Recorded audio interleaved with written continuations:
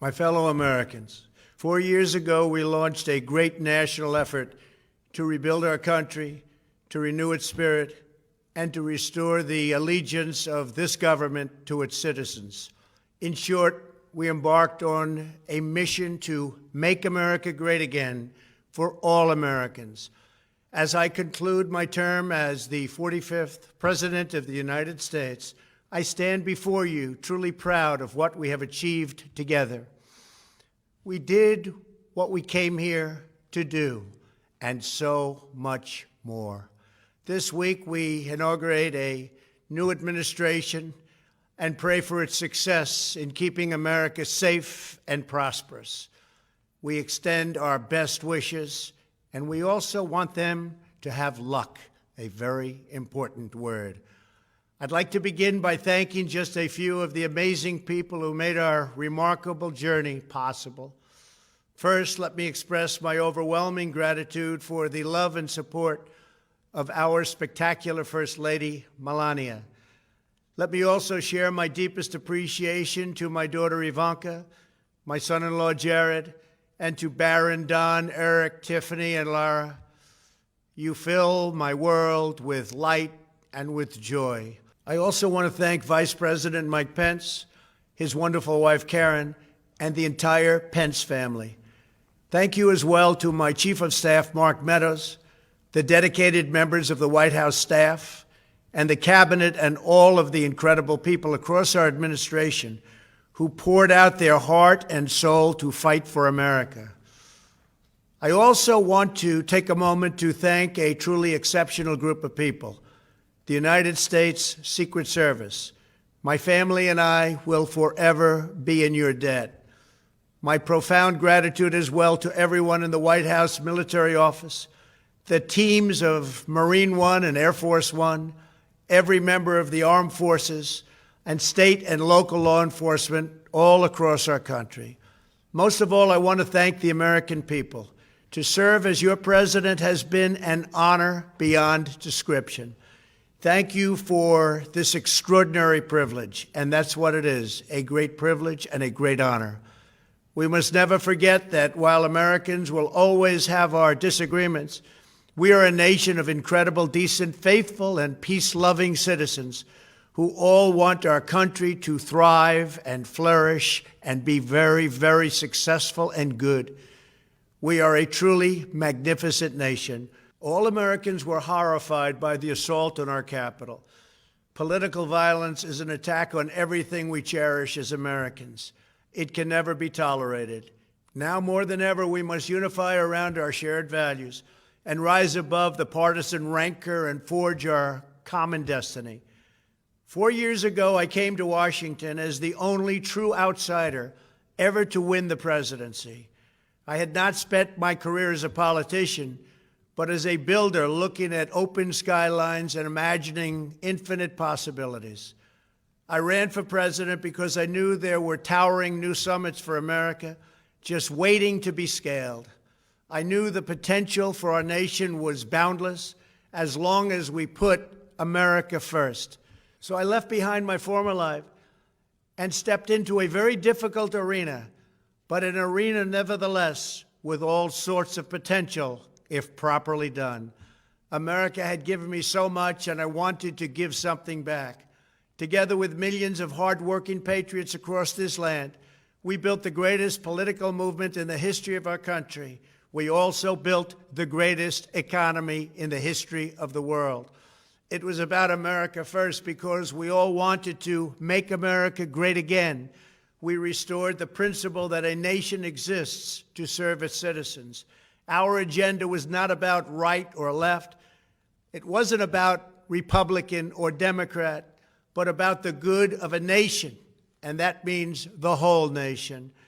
With the support and prayers of the American people, we achieved more than anyone thought possible. Nobody thought we could even come close. We passed the largest package of tax cuts and reforms in American history. We slashed more job-killing regulations than any administration had ever done before. We fixed our broken trade deals, withdrew from the horrible Trans-Pacific Partnership and the impossible Paris Climate Accord, renegotiated the one-sided South Korea deal, and we replaced NAFTA with the groundbreaking USMCA. That's Mexico and Canada, a deal that's worked out very, very well.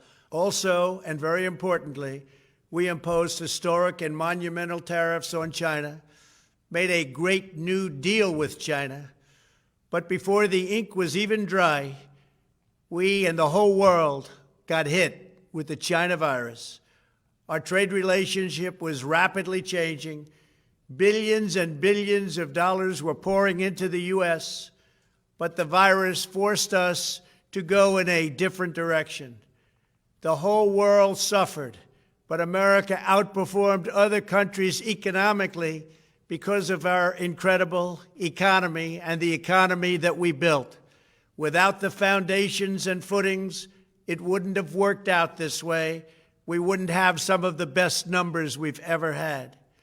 We also unlocked our energy resources and became the world's #1 producer of oil and natural gas, by far. Powered by these policies, we built the greatest economy in the history of the world. We reignited America's job creation and achieved record low unemployment for African Americans, Hispanic Americans, Asian Americans, women, almost everyone. Income soared, wages boomed, the American dream was restored, and millions were lifted from poverty in just a few short years. It was a miracle. The stock market set one record after another, with 148 stock market highs during this short period of time, and boosted the retirements and pensions of hardworking citizens all across our nation. 401ks are at a level they've never been at before. We've never seen numbers like we've seen, and that's before the pandemic and after the pandemic. We rebuilt the American manufacturing base, opened up thousands of new factories, and brought back the beautiful phrase, made in the USA. To make life better for working families, we doubled the child tax credit and signed the largest ever expansion of funding for child care and development.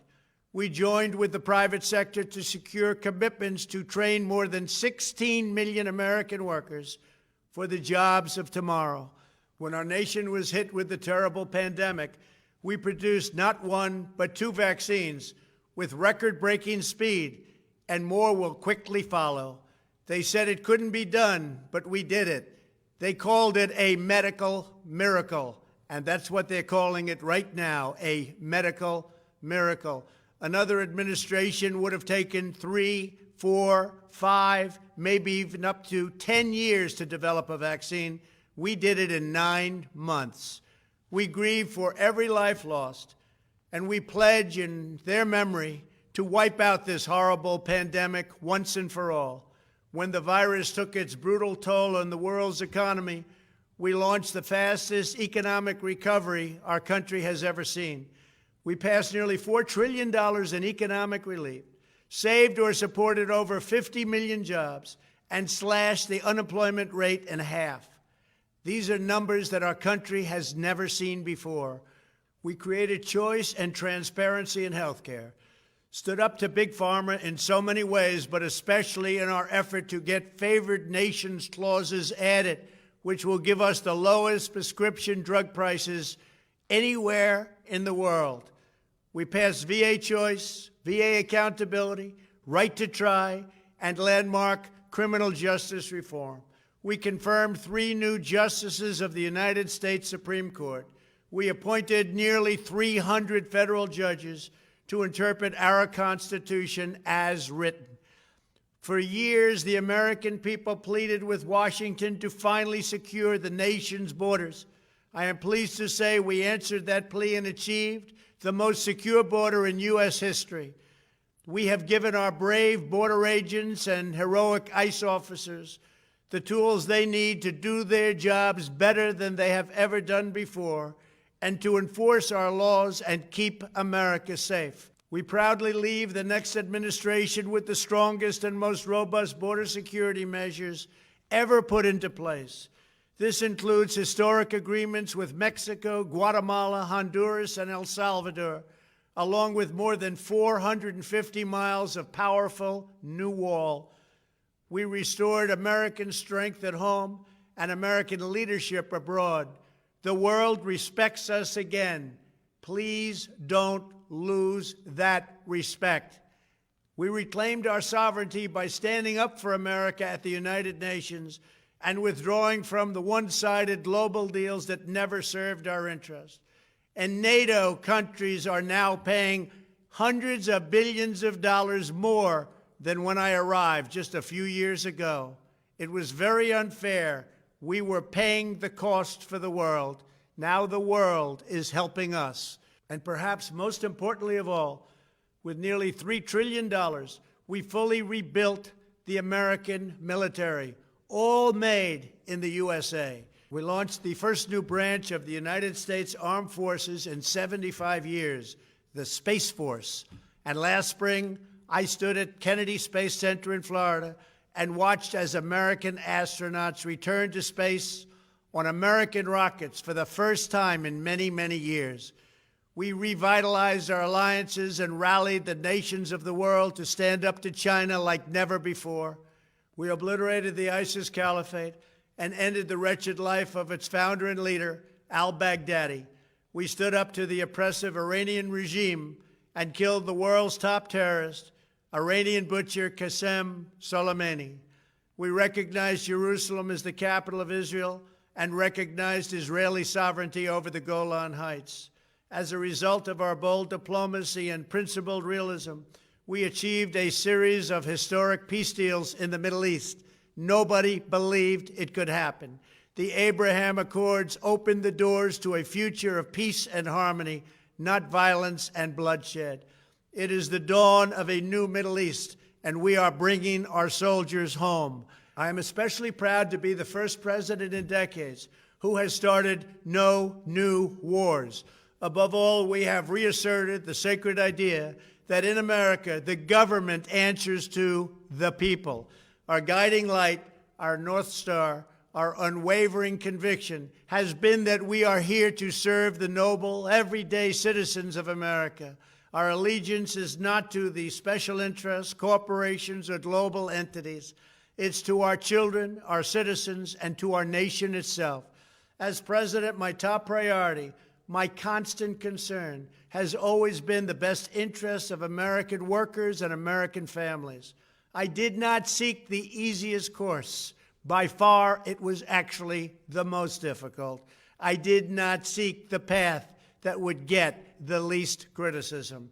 I took on the tough battles, the hardest fights, the most difficult choices, because that's what you elected me to do. Your needs were my first and last unyielding focus. This, I hope, will be our greatest legacy. Together, we put the American people back in charge of our country. We restored self-government. We restored the idea that in America, no one is forgotten because everyone matters and everyone has a voice.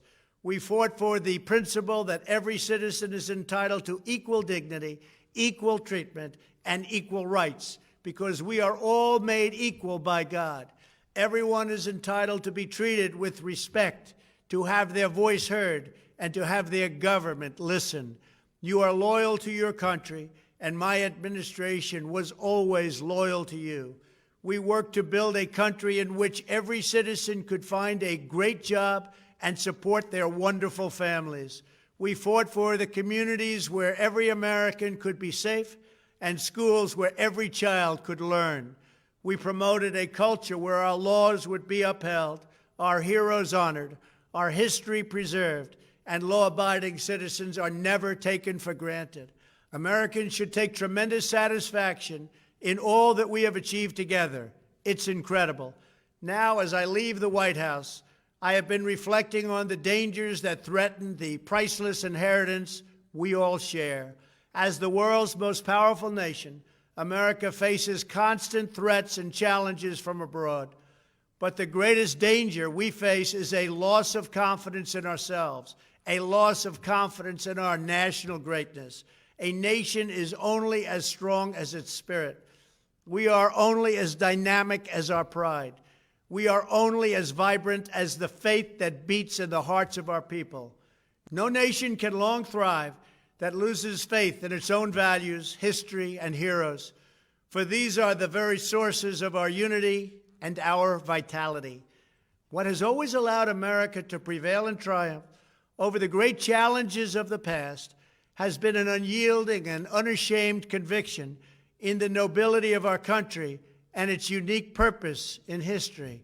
We must never lose this conviction. We must never forsake our belief in America. The key to national greatness lies in sustaining and instilling our shared national identity.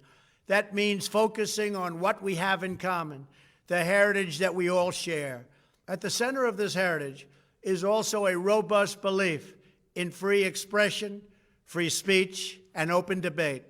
Only if we forget who we are and how we got here could we ever allow political censorship and blacklisting to take place in America.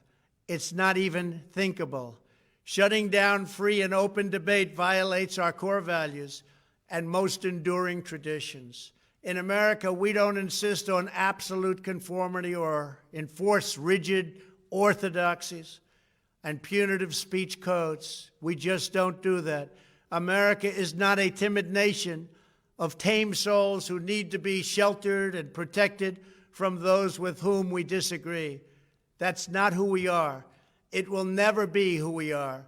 For nearly 250 years, in the face of every challenge, Americans have always summoned our unmatched courage, confidence, and fierce independence.